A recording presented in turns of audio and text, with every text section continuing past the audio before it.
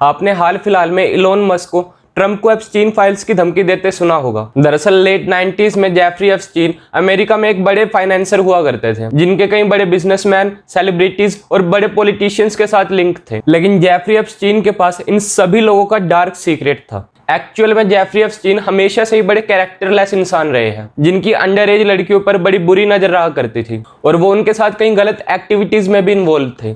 और यहीं से ही इस एप्स्टीन फाइल्स की शुरुआत होती है, जहां जेफरी एप्स्टीन अपने प्राइवेट आइलैंड पाम बीच पर कई बड़े लोगों को इनवाइट करते थे, जहां उसने कई सारी अंडर एज लड़कियों को रिक्रूट कर रखा था और जगह जगह स्पाई कैमरे लगाकर गेस्ट की एक्टिविटीज को रिकॉर्ड किया करता था, ताकि वो बाद में चलकर इन सभी लोगों को ब्लैकमेल कर सके। इसके अलावा जेफरी एप्स्टीन के पास लोलिता एक्सप्रेस नाम से एक प्राइवेट जेट भी था और उसमें भी कई सारी अंडर एज लड़कियां हुआ करती थी। अब कई सारी रिपोर्ट्स में यह दावा किया गया है कि ट्रंप भी लेट 90s में 7 बार लोलिता एक्सप्रेस में ट्रैवल कर चुके हैं और उनकी भी इन सब एक्टिविटीज में इन्वॉल्वमेंट बताई जाती है, जिसका मेंशन एप्स्टीन फाइल्स में है। लेकिन कई बड़े लोगों की इन्वॉल्वमेंट होने की वजह से इस फाइल को कभी पूरी तरह डिस्क्लोज नहीं किया गया। लेकिन इलोन मस्क ने ट्रंप को धमकी देते हुए इसी एप्स्टीन फाइल्स की बात की है। बाकी ऐसी इंफॉर्मेटिव वीडियोस के लिए डू सब्सक्राइब।